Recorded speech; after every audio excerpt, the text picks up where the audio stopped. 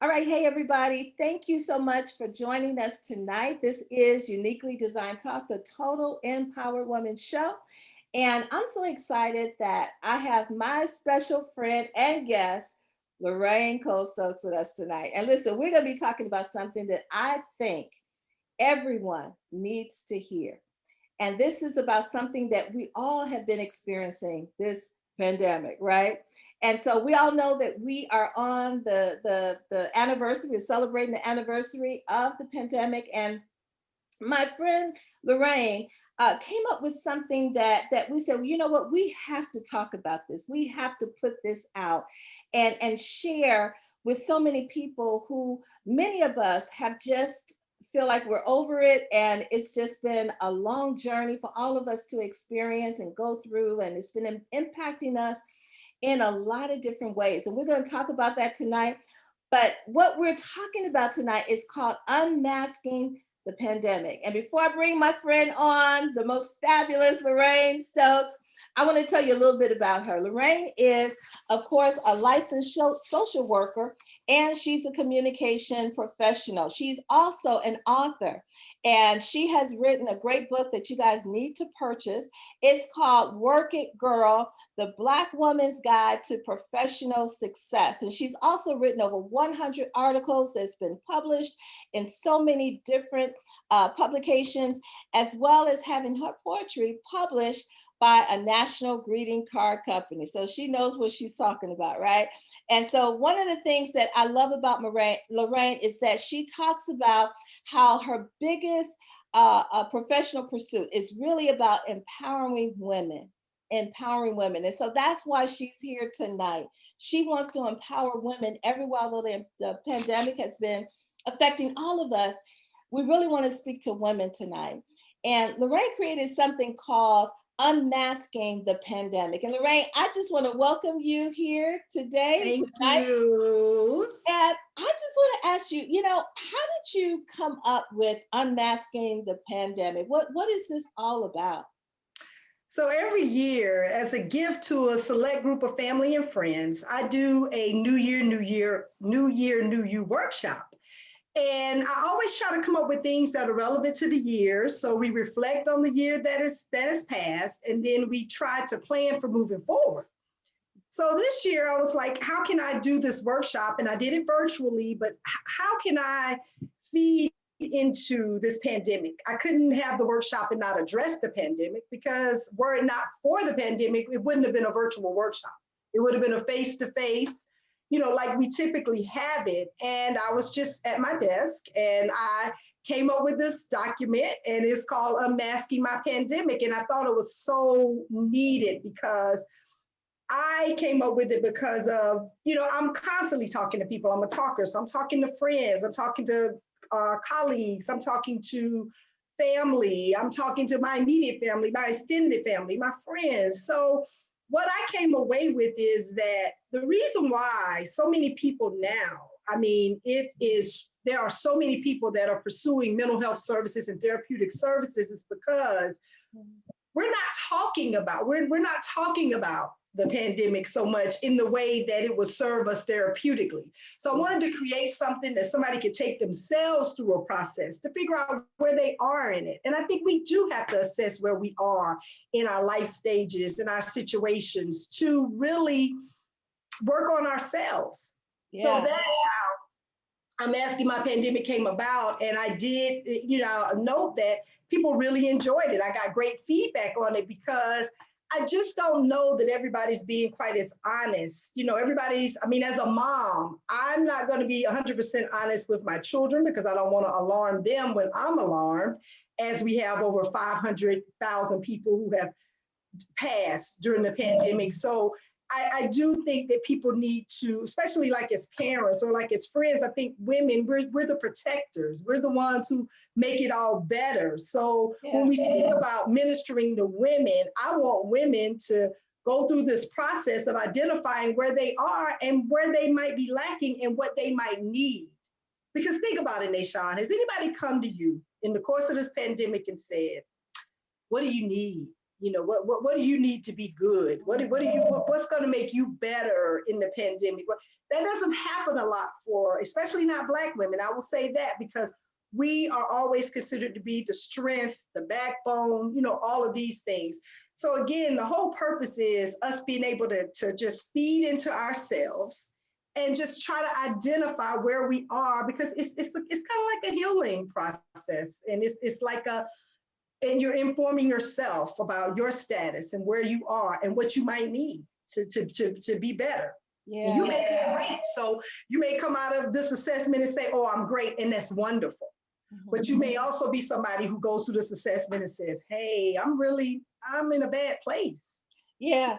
To be able to say, I'm struggling. Yeah. I'm struggling right along in here, right? Yeah. With managing this pandemic, right? Because it's taken a toll on all of us, on top of everything else that we experienced in 2020, right? And so I love that you said that it's really about it being kind of like therapy, where we really need to get it out, instead of hiding behind it and trying to pretend like everything is okay, because everything is not okay. It's right. Okay. It's just not okay. Yeah. And I think with you bringing this forward, like you doing, is telling people it's okay not to be okay. Right. Yeah. And let's speak about this in a very open, honest, transparent, and vulnerable way. Right. Yes. So that, like you said, we can bring that healing. Right. Because I don't know about you, but it's been a lot. And it's been heavy. And, it's funny that you were mentioning a lot of things that you were talking about, because we are in this place where we feel like we have to be so strong. We got to hold it all together. Right. Yeah. And that we don't give ourselves a moment to just feel what we feel.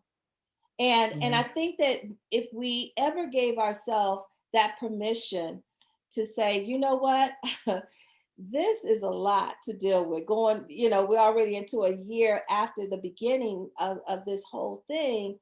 And many people are feeling lost. They're feeling stuck. They're feeling frustrated. They're overwhelmed. They're dealing with so many different issues and not knowing quite how to manage it. And when we used to talk about work-life balance, well, now it's work-life integration. Right. Yes. And so, everywhere you turn, you look over this way, there's a refrigerator, look over here, there's your office. It's like there's no separation. And then you got kids at home and all of that. And for a lot of people who don't know, I'm also a caregiver, to my mom who has Alzheimer's. Right. So it's been a challenge. It really has been a challenge when you're locked in and you feel like there's nowhere to turn. Right. That's right. So talk to us a little bit about you talked about unmasking the pandemic, and you actually did a workshop, as you said, but you have some questions and things that you help people to utilize to assess just where they are. Yes. And so that we can have tools to know how to navigate all this uncertainty. Yes. Yeah. So question number 1 was, on a scale of 1 to 10, how do you think you have managed the pandemic so far? And I'll tell you why this question is important, because that's really key to the assessment piece. When I wrote this up, and of course I was a part of this, and I took the same, this survey that I gave everybody else. I went through the process with everybody else. And for me, I was surprised because I think my honest number was lower than I would want it to be. And there's a level of guilt for me saying that my number was, put it like this. If I say it's a 10, and being the person that I am, I'm a social worker, I'm a helper, it can't be a 10 for me with the deaths toll where it is. It can't be a 10 for me knowing that I knew an educator that passed away. And it wasn't a 10 for me anyway. But I say all that to say, for me, what's going on around me impacts my number so much, because I'm a caring, compassionate individual. So at the end of the day, then I have to also put in my piece of gratitude. So I really think that I'm still here. This is a real thing, that I didn't spend the day in a food line. that nobody in my immediate circle contracted the virus, so you're balancing all of that.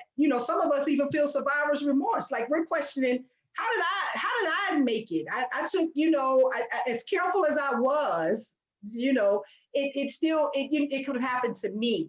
So I Yeah. think my number and how I've managed it is probably a 7. On a scale of 1 to 10, it's probably a 7. But what takes it, and that, and it'll fluctuate for people. Because some days, and I'll give you a perfect example. Yesterday, it was beautiful here. The weather was awesome. And I wanted to get out. And when I get out, I double mask and I just do all of those things, but it's work. And so you long for the days when getting out wasn't work.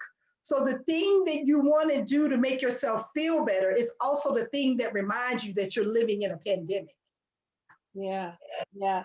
See, that's real talk right there, because it's so, I was thinking about a lot of things that you were saying, and of course I can, if I was to give my score, my scale of well, how I would number myself, I would say about a 7 as well. Mm-hmm. Sometimes I would go down to a 6, but I would Yeah. say I'm kind of been more of a steady 7.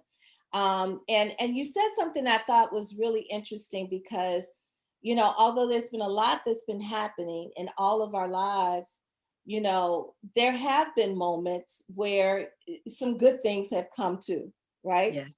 Yes. But in the midst of those good things, sometimes you don't even want to share it, That's right. because it's That's like, right. well, because you feeling like, okay, I recognize all of this is happening, but I do want to kind of share and even give hope to somebody, because That's sometimes right. we've been surrounded by such negativity that it's hard to find that joy in the Mm-hmm. midst of all of what's going on.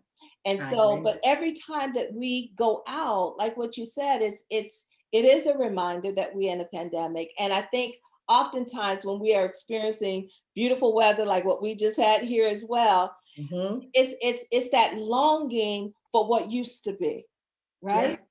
And a lot of times it's like, how do we begin to experience the joys of life, right?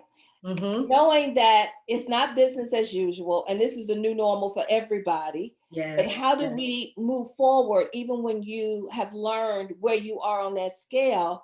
How do you continue to move forward? So one of the things that you asked in this workshop that you gave was, what has been the most challenging part of living in a pandemic?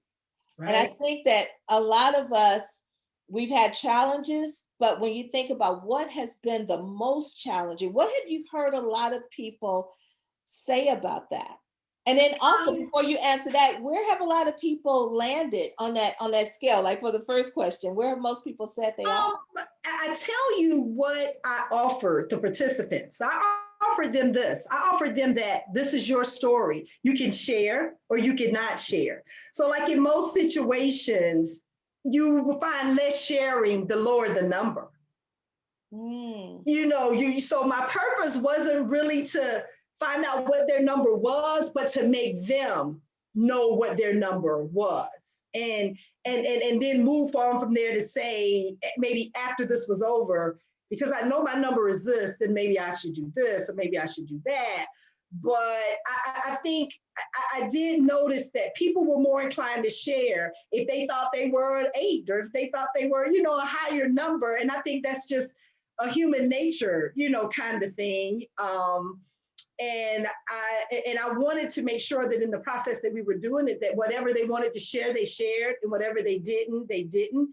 So of course, like I said, it was definitely more people who had higher numbers that shared. You know. mm, mm. And did they share what made them score as high than perhaps many of the other ones who scored lower?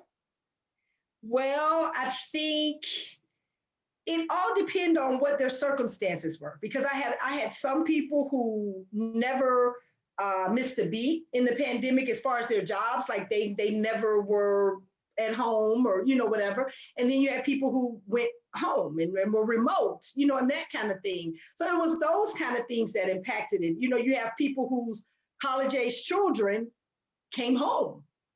Everybody kind of had different situations. I had retirees who, when they get out socially, that's a good thing for them because their interactions isn't necessarily, they're no longer in the workplace. So think about how that impacted them. They're retired, so they get to make their social calendar and what they're going to do. Now you're in a pandemic and you're not at work, so your social exchange is with the people that are within your household. And so and then you got to really think about it. If you are on Zoom all day, you still have that outlet. You still have that. So I think everybody's and I also think you asked me about, the responses on the challenges. And I think this is so important.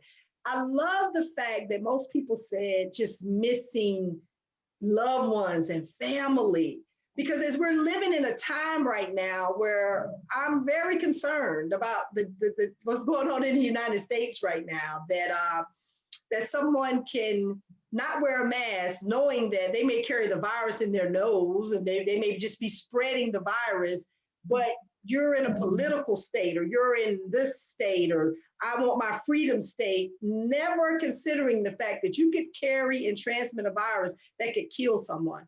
So when I'm doing stuff like this and people are saying the challenging part of them, these are compassionate and caring people who, they're challenged by not having that connection. And I think the more people get disconnected, the more we have more of these, bad things happening in our country. When we can remove ourselves from humanity and common decency and things of that sort and think that it's more important to be able to say, I'm free to do whatever I want to do, than I am a patriot who's willing to do whatever it takes to hold my country and my family and my, and then I come out of this. So Yeah, yeah. This is point.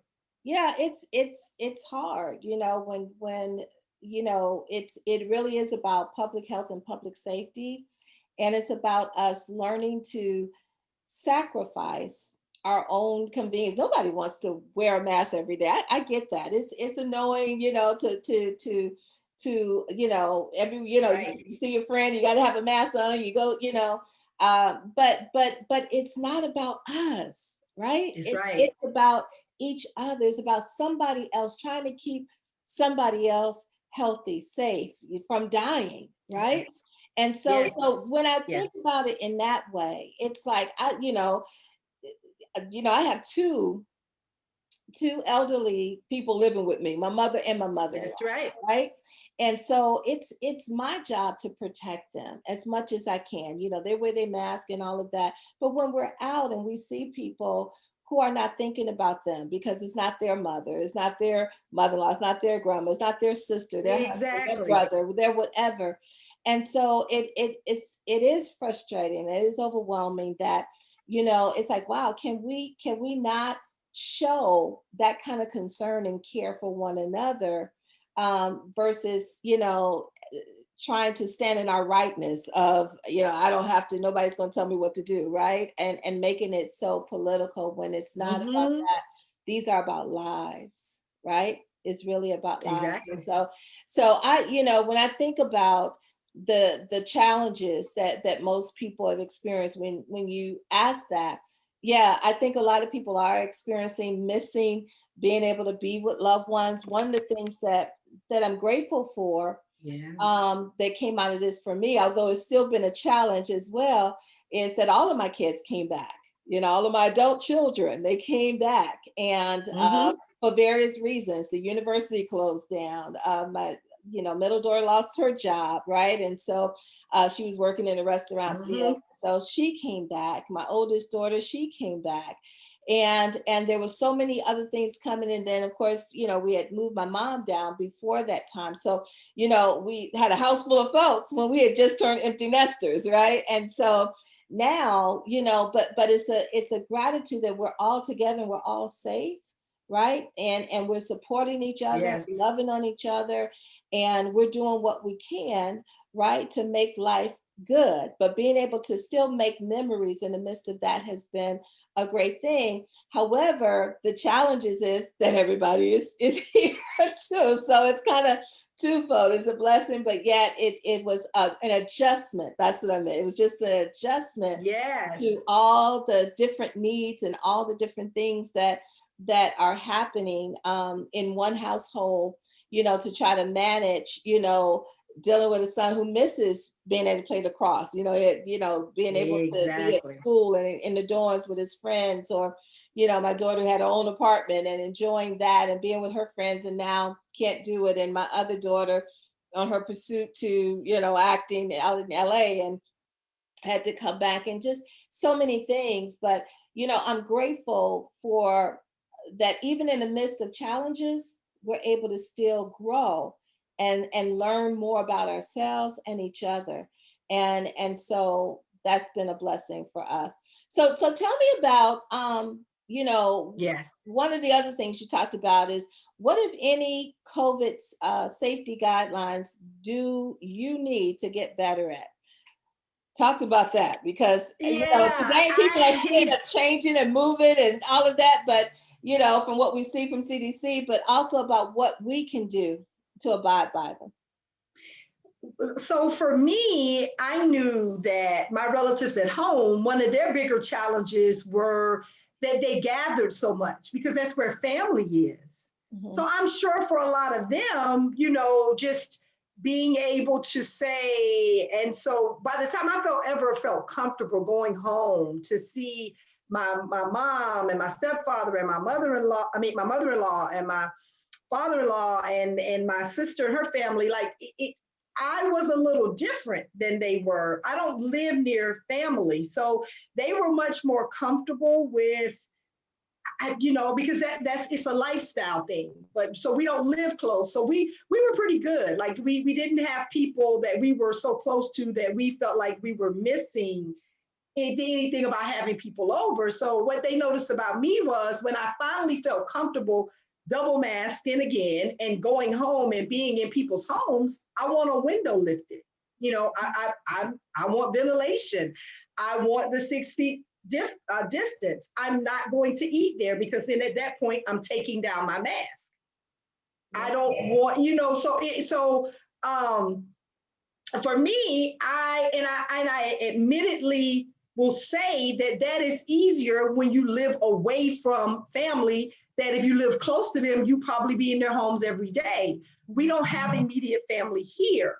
And then one of the things we did do, we kind of felt like we were in a bubble with a set of neighbors, and so we've helped each other, we've assisted each other, and we've been in the backyard on the fire pit, and then y'all are on one side and we're on the other, we're on the deck and y'all are on one side and we're on the other, but we're still doing it. And it was a beautiful thing to be able to identify somebody that was doing the same things you were doing and to be in a bubble. But I am such a family person that it would have been more challenging for me if I lived closer to family. I'll say that. Absolutely. When I think about it, it would have been more challenging knowing that our parents were away, because that's like Yes. they're the matriarchs of the family, and Yes. them being up in age and needing support and help. That's right.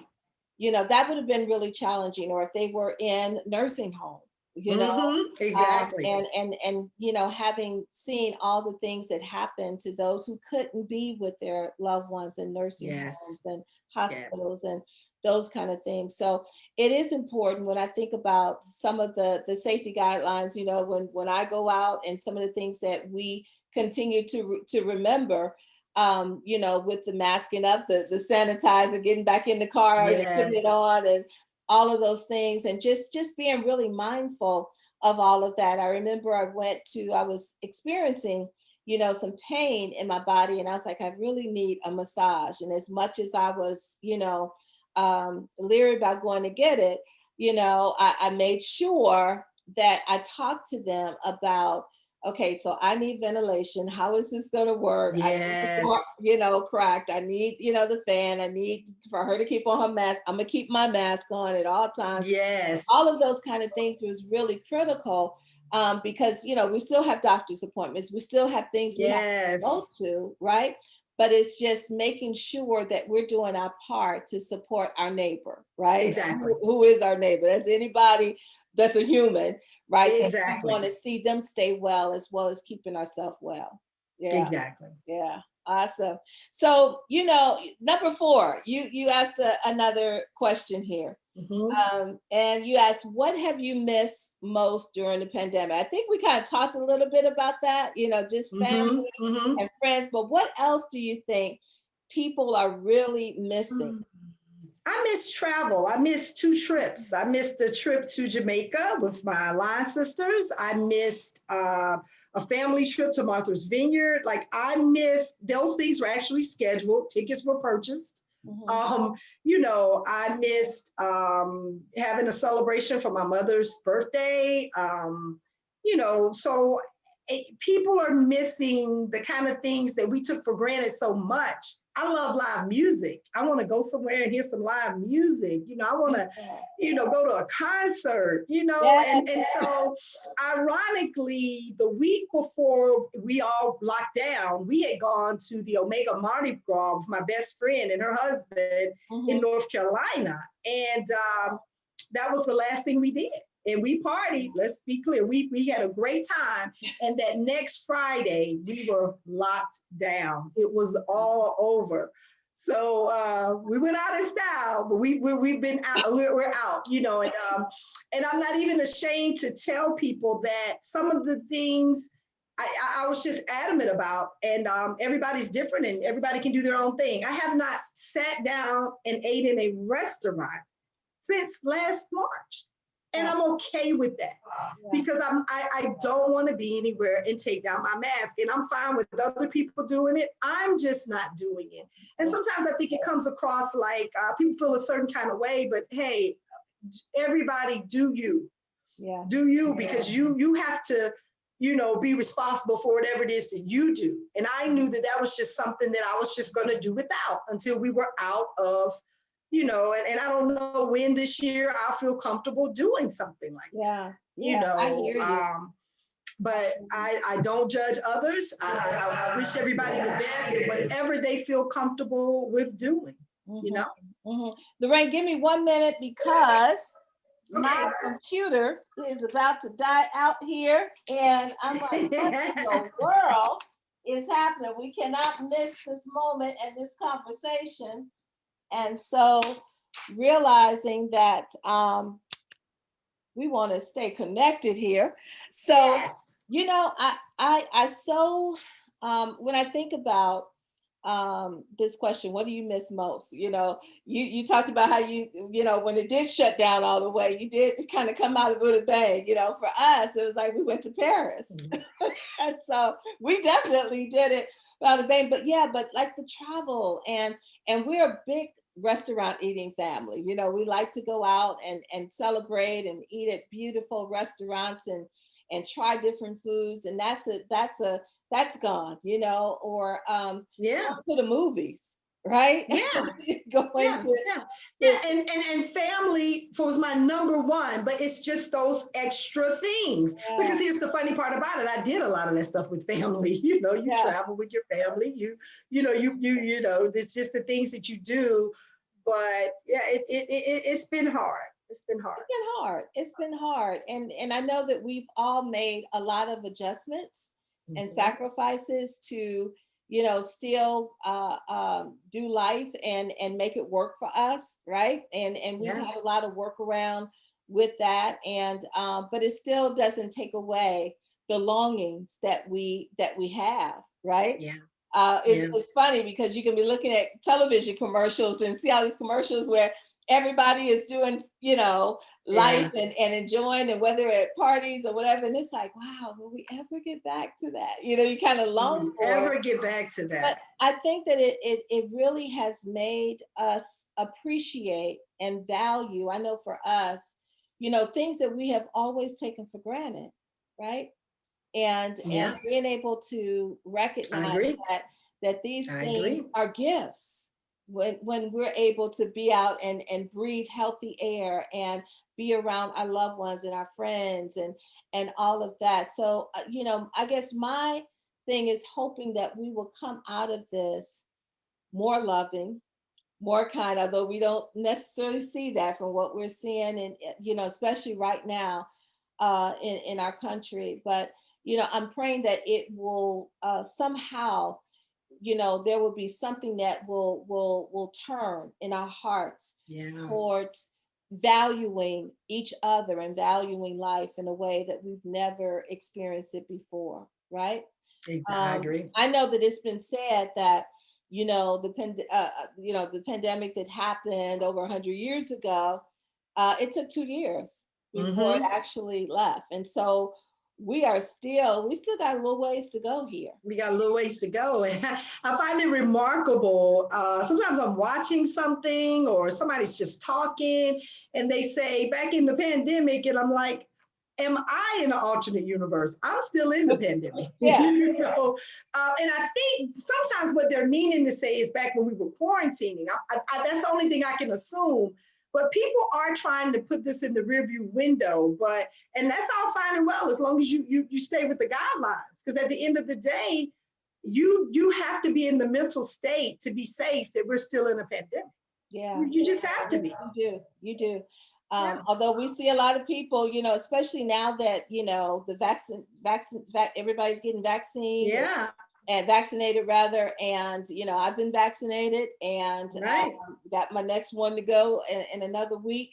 Many members of my family have got my mom and Mm-hmm. I've been vaccinated, and that's so important. But even after that, we still need to wear the mask, Yeah. right? Yeah. We still need to Yeah. do our part.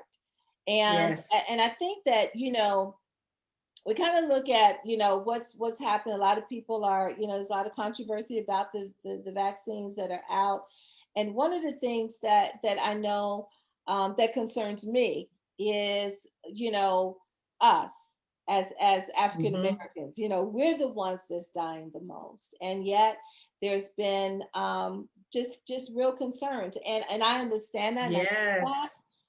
But I think that in the midst of whether or not you take the vaccination, that's up to everyone, what they want to do. But along with that being a part of the concern, this pandemic has really, really impacted Black people in America, right? So you have a Yeah. statement here. You said the pandemic revealed to me that being Black in America is what, because that was for us to Yeah. kind of fill in the blank. And so tell me Mm-hmm. why you asked that question. Because in the midst of the pandemic, we're in the midst of protests. We're seeing the deaths of George Floyd, Breonna Taylor, and we're seeing, I'll just say, an administration, a president that, you know, what can I say? Yeah, I would have never dreamed um, of some of this stuff. You're hearing. Uh, a president calling a potential vice president a monster. yeah, You're hearing uh, Proud Boys, stand up, stand by. You're just hearing all of these things that, and unfortunately, it it has exposed a lot. It's exposed a lot about people's thoughts, and you've got people protesting and storming the Capitol with Confederate flags. So you do have to consider it has been revealing. It's been revealing, and for me it revealed there's a long way to go. There's a long way to go. I'm 50 years old. I wanted something better for my children, not necessarily for me. Let me be clear. yeah, Um, but at least for my children. And now I think what's happened in the past 4 years, we're stepping back, sadly, as opposed to moving forward. And I think we all have different perspectives of what this is and what's going on. But for me, it's deeply saddening. So, so I wanted people to address what it was for them. Because you're sitting and you're watching the images and you're seeing peaceful protesters, get all this pushback. You're seeing college students right here in Atlanta getting pulled out of their cars. Yeah. Yet you see a group storm the Capitol, and I'm not satisfied with the number of arrests yet. I'm not satisfied with where we are with that Yeah. yet. Yeah. Yeah. So Absolutely. you I got to mean, consider it. yeah. Yeah. And I think that, the dialogue that continues is, that if it was us, even our now president said, if it was Mm-hmm. African Americans who've done that, it would Mm-hmm. be a totally different story. So when we Yeah. see those kinds of things happening, and it's been emboldened, by leaders, and that ran the country, and others that still Mm-hmm. support in those ways, and yet the reality is being said, we don't see what we see, we don't hear what we hear, right? Yeah. And it's like Yeah.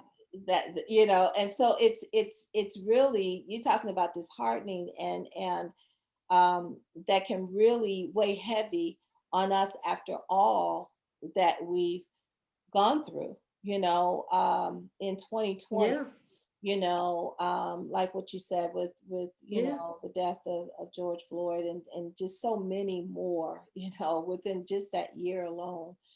And so it's taking Mm-hmm. a toll, right? Um, on so many of us. There was something Yes. that I read, that I wanted to just kind of bring up, because I thought it was pretty powerful. And I know that you have heard this before about the pandemic wall, right?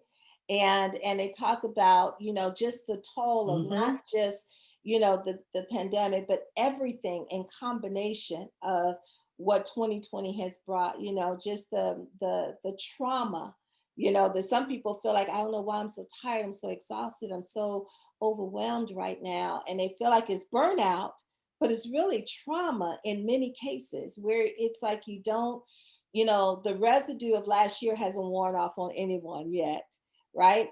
And so people are trying to Right. push through it without dealing with it.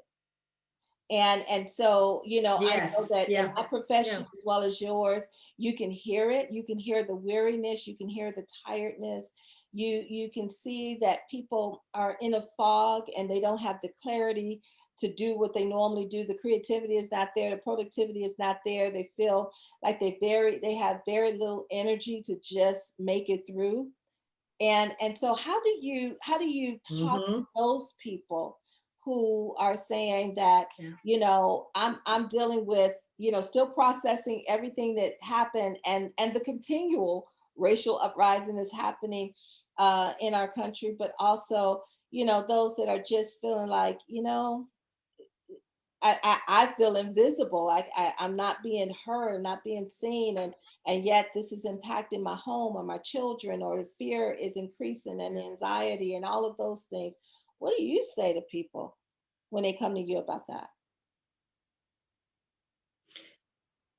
I just say to people that you've got to find a space of hope.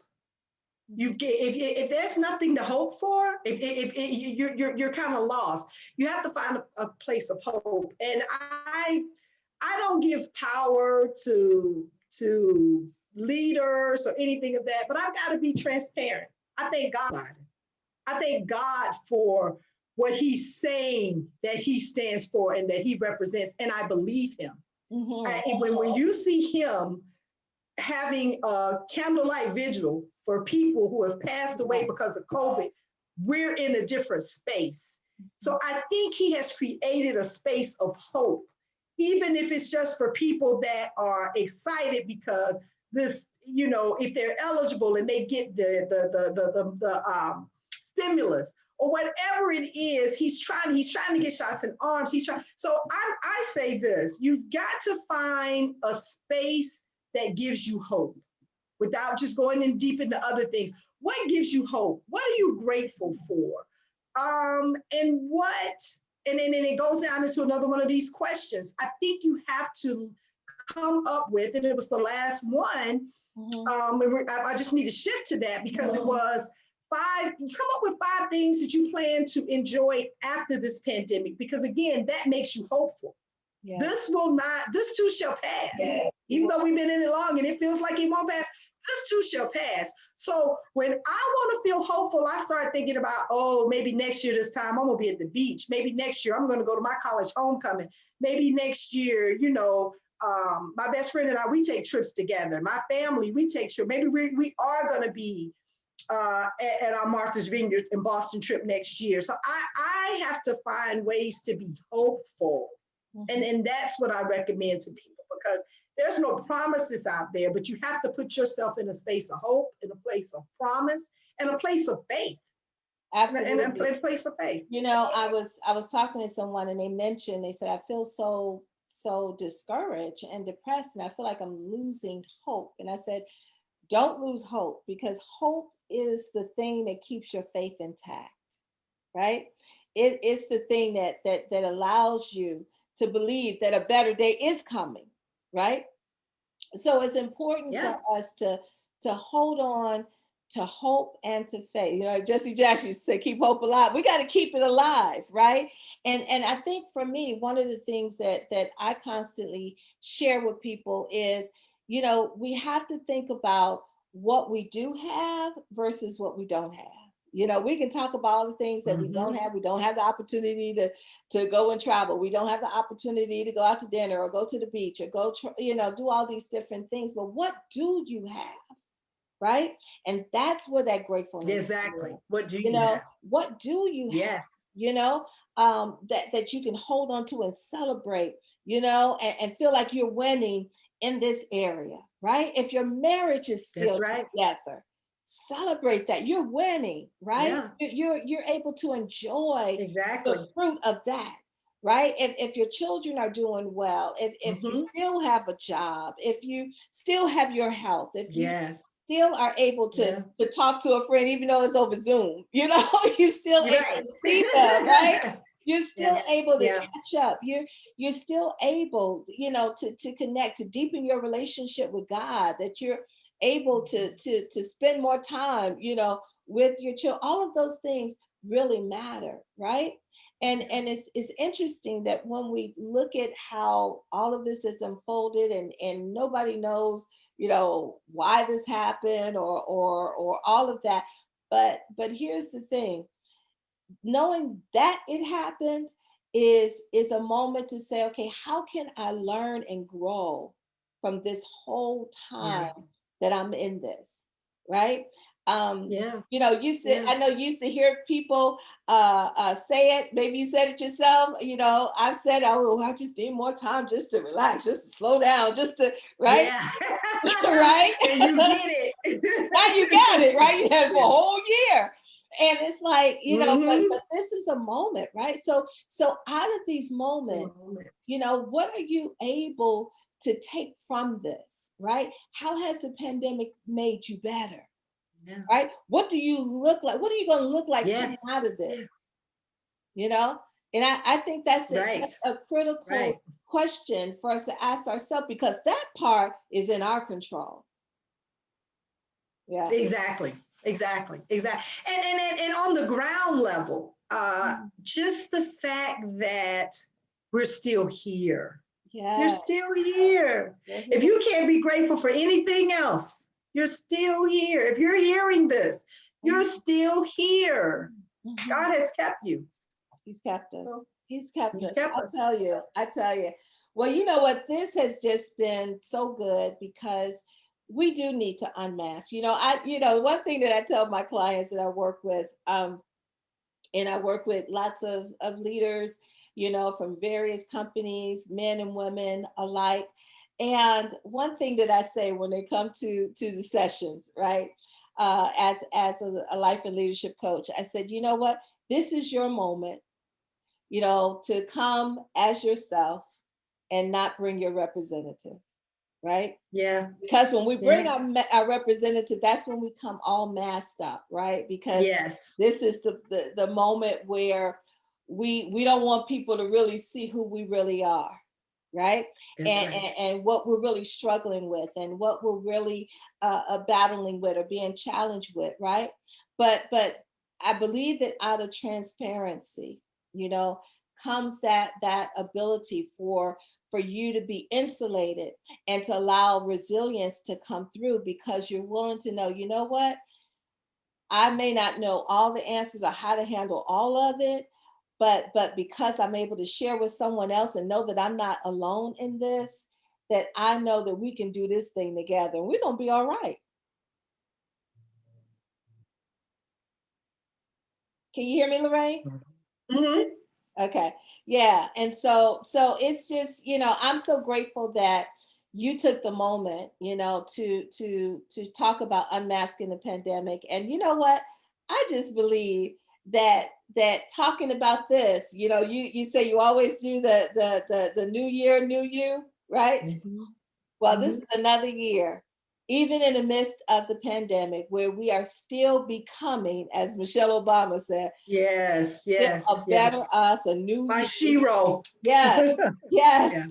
So we're still becoming that new you, yeah. and that greater you. And so, Lorraine, I want to thank you so much for just sharing with us. I think this was so powerful, for us to be able to talk a little bit about that. And I know one of the things that you said, Shai, you need to talk about the pandemic marriage. How people have Yeah, have I have really think survived so. through that, because it did take a lot of marriages took a hit, and Hmm. in so many ways, whether it was someone losing a job or someone getting ill, or there's just been struggles, right? Yeah, And so, but I think that that'll be another show where we can talk about yeah, that.